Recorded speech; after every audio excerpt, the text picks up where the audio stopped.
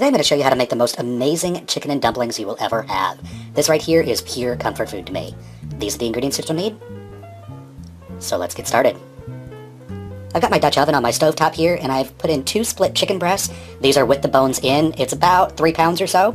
I'm going to add in 8 cups of water. I'm also going to add in 1.5 teaspoons of salt and 2 bay leaves, and I'm going to bring this up to a boil. Once this comes up to a boil, you'll see this white foamy stuff. This is all the impurities that are in the chicken. This is stuff that you really do not want in your finished chicken and dumplings. I'm just using a slotted spoon. I'm going to skin that off and put it into a bowl and discard that.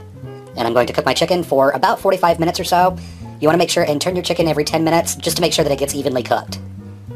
While my chicken is boiling away, I'm going to take my vegetables, which includes 3 celery stalks, 3 carrots, and a medium-sized onion. I'm going to start off with my celery, and I'm going to slice this into about 1/4-inch slices. For my carrots, I'm going to cut those into quarters, and again, slice those into about 1/4-inch slices. You don't want real big chunks of carrots in there because they take forever to cook. And then finally, you want to chop your onion. Now, the onion that I'm using is just a little bit small, but it's what I had on hand, so it's what I'm using. And when I get everything chopped, I'm going to set those off to the side and start working on my dumplings.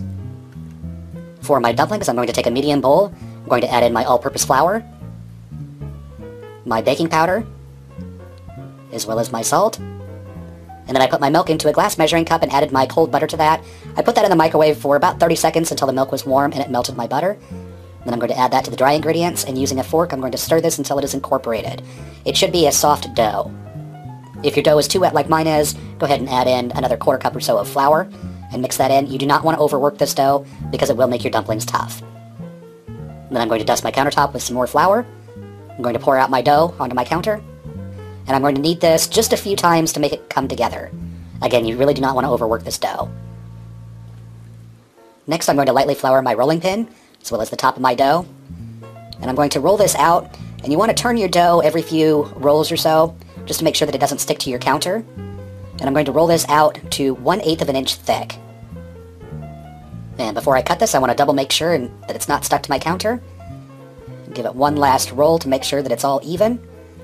And I'm going to cheat here and use a pizza cutter to cut my dumplings.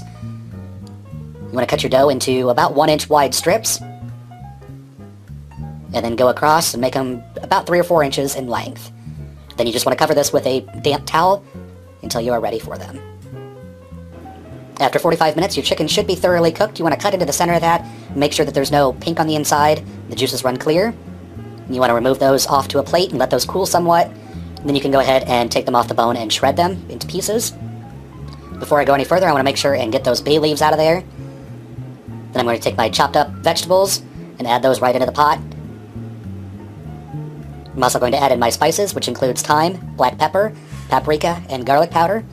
Just going to dump those in, give those a stir, and I'm going to cook these for about 10 minutes.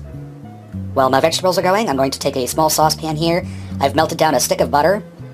I'm going to add in my all-purpose flour. I'm going to whisk this together until it kind of comes together and forms a roux.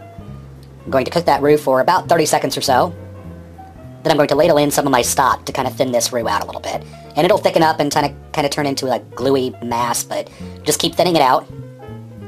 And once you add a couple cups of stock to that, you can go ahead and just dump this right back into your stock. And then using a whisk, I'm going to whisk this together until there are no lumps remaining. I'm also going to add in my cream and my frozen peas. I'm going to mix this together, bring this back up to a bubble. And once it's bubbling, I'm going to start adding in my dumplings. Now you want to be careful with the dumplings, add them in one by one so they don't stick to each other. Just keep going until you get all your dumplings in there. Give those a stir. And then you want to cover your pot and cook that for 10 minutes until your dumplings are tender and done.